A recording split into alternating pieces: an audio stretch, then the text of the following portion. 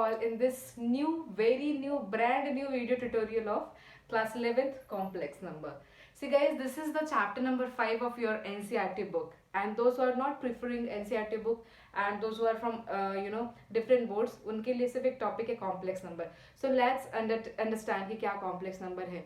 अब अगर मैं एक स्टूडेंट हूँ ना, तो मुझे ये डाउट होता है कि मैम इतने सारे तो नंबर सिस्टम है, देन वाई कॉम्प्लेक्स नंबर. तो सबसे पहले कॉम्प्लेक्स नंबर क्यों आया मैथमेटिक्स में, इसका रीजन जानना इंपॉर्टेंट है. एक दिन क्या हुआ, एक हमारे बहुत ही विद्वान मैथमेटिशियन थे, है ना, यूलर साहब. वो क्या कर रहे थे, एक इक्वेशन सॉल्व कर रहे थे. एंड इक्वेशन बहुत ही आसान सा था, x² + 1 = 0. ठीक है. अब इस इक्वेशन को सॉल्व करते करते वो नेक्स्ट स्टेप में पहुंचे, ये -1 हुआ. अब इसके बाद वो फिर से देखे तो ये √(-1) हो गया. अरे अरे अरे, ये तो साइंटिफिक कैलकुलेटर भी अंडर रूट के अंदर में कोई नेगेटिव वैल्यू डालो तो क्या देता है, एरर. राइट. ठीक है. तो ये एरर हो जाता था पहले, हमको पता नहीं था कि नेगेटिव वैल्यू का अंडर रूट कैसे निकलेगा.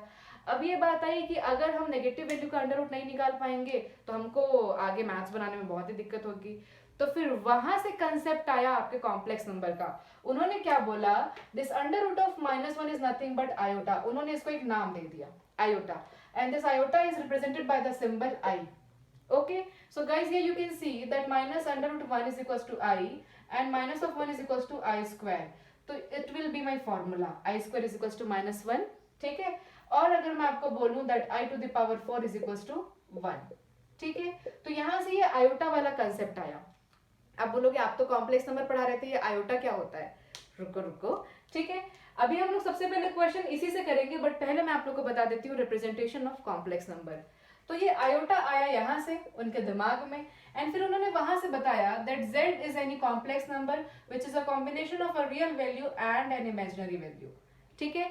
तो ये नंबर इमेजिनरी नहीं है, उसके साथ में आयोटा मल्टीप्लाई हो गया, इसलिए वो पार्ट इमेजिनरी हो गया है. ठीक है. तो you can see this is my complex number, this is my complex number, and it is the combination of a real part and imaginary part. Get it. ठीक है. It is what? It is the representation of complex number. Complex number के symbol हम हमेशा Z use करते हैं, complex number. Okay?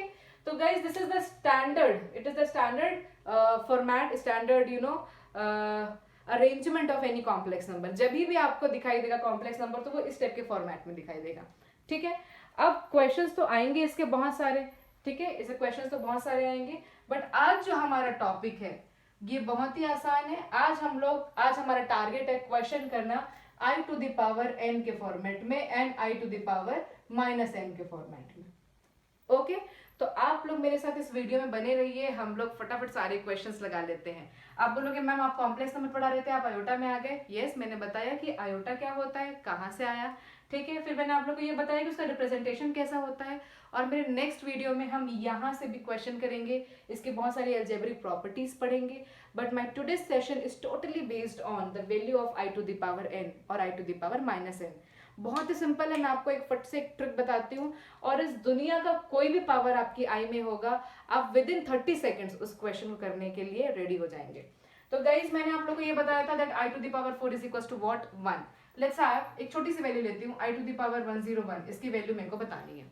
Trick बता रही हूँ मैं आप लोग को. क्या करना है, आपको 101 को 4 से डिवाइड करना है. ठीक है. 4 2 8, यहाँ पे 2 आया, यहाँ पे 1. 4 5 20, 4 5 20. बस आपको कॉन्सेंट्रेट करना है कि रिमाइंडर कितना आ रहा है. आपको कॉन्सेंट्रेट क्या करना है कि रिमाइंडर कितना आ रहा है, क्योंकि 25 टाइम्स तो ये जो 4 है वो कंप्लीटली डिविजिबल है. कंप्लीटली क्या है, डिविजिबल है. मतलब I⁴ में अगर मैंने पावर 25 किया, ठीक है, और रिमाइंडर कितना बचा, 1, मतलब एक आई मेरा यहाँ पे बच गया है. तो यार ये I⁴ की वैल्यू तो कितनी होती है, 1. और 1 में तो आप कितनी भी पावर लगाओ वो कितना हो जाएगा, 1 ही होगा. तो आपका आंसर कितना आ रहा है, सिर्फ आई.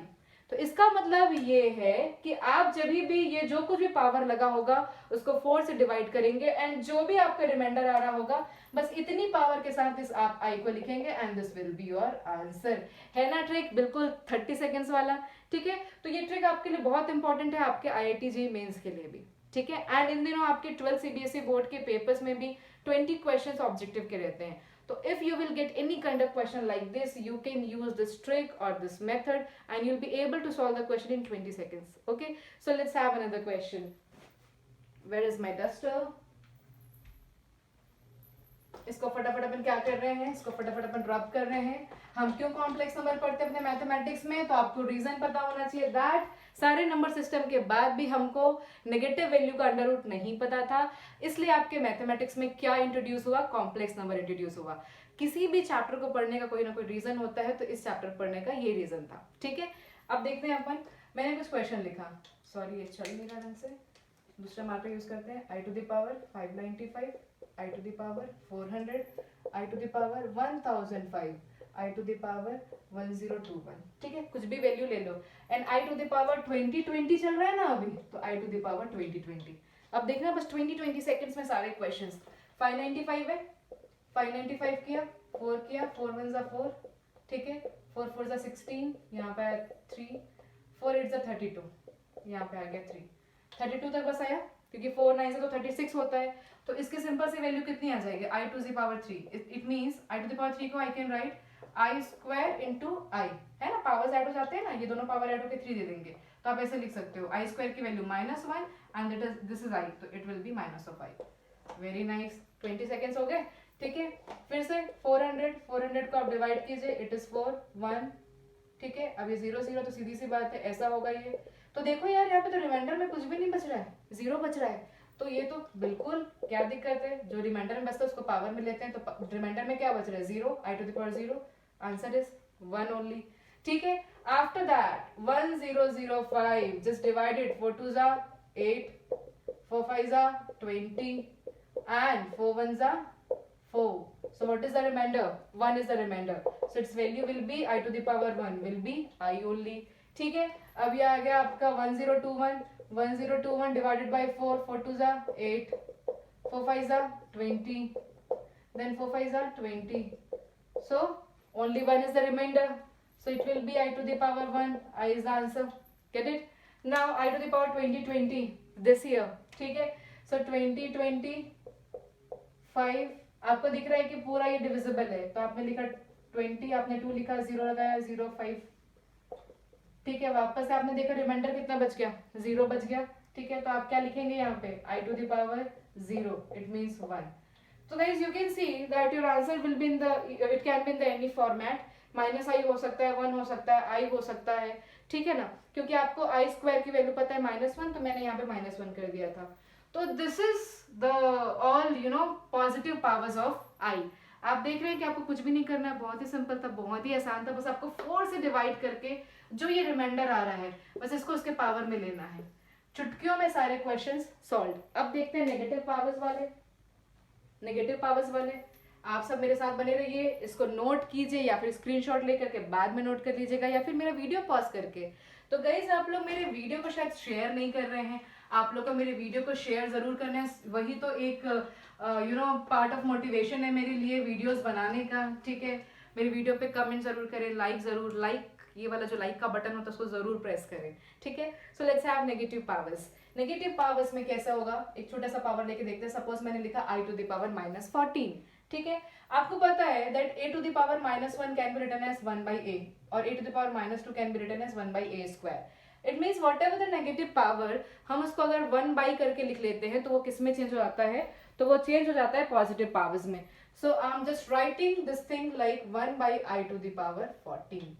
अब कहानी बिल्कुल वैसे ही है जैसे अपन ने किया था। Again I am dividing this 14 with the 4, 4 3s are 12 and you can C 2 is my remainder. So I will write 1 by I square. जहां पे I है वहीं पे तो I लिखोगे ना, ऊपर तो नहीं लिख दोगे। ठीक है, तो सिंस I आपका डिनोमिनेटर में है तो आपको I पे जो भी ये रिमाइंडर बचा है उसको यहाँ पे लिखना है। So it will be 1 by -1. So your answer will be -1. अब करते हैं अपन इसी क्वेश्चन को, अगर हम I to the power -15 लिखते हैं तो आपको पता है यहाँ पे ये 15 आता, ठीक है, 4 से 12 अभी भी आता, बट यहाँ पे 3 रिमाइंडर बचता। यहाँ पे पहले मैं I टू द पावर 15 लिखती हूँ और यहाँ पे क्या जाता I टू द पावर 3। तो आपको ये होता है कि ma'am it will be I square into I। तो मैम ये तो 1 by -1 इंटू I, मतलब 1 by -I हो गया है। तो क्या ये आंसर हो सकता है? नहीं, बिल्कुल भी नहीं। देखिए ये आंसर इसलिए नहीं हो सकता है क्योंकि आपके कॉम्प्लेक्स नंबर का स्टैंडर्ड फॉर्म है z = x + iy। ठीक है, अभी आप देख रहे हो कि इसके डिनोमिनेटर में कहीं पे i है क्या? नहीं है, तो सिंपल कोई एक वैल्यू है। तो यहाँ पे डिनोमिनेटर में आई वाला आंसर कभी भी राइट नहीं होगा। जब भी आपके पास डिनोमिनेटर में आई आएगा आप उसको क्या करेंगे, आप उससे इंटू आई और डिवाइडेड बाई आई कर देंगे उस पूरी वैल्यू को, ठीक है। जब हम कॉम्प्लेक्स नंबर के टर्म्स में पढ़ेंगे तो हम इसको रैशनलाइजेशन भी बोलेंगे, बट अभी यहाँ पे नहीं बोल रही हूँ मैं। बस आपको इतना याद रखना है कि कभी भी आपको डिनोमिनेटर में आई मिलता है तो आपको मल्टीप्लाई और डिवाइड किससे कर देना है, आई से कर देना है, ठीक है। Now what will happen, it will B 1 into i will be i only, i into i will be i square। तो आपको पता है value of i square is -1, so it will be i minus and it is -1, तो ये positive 1 हो गया, तो your i will be answer, ठीक है।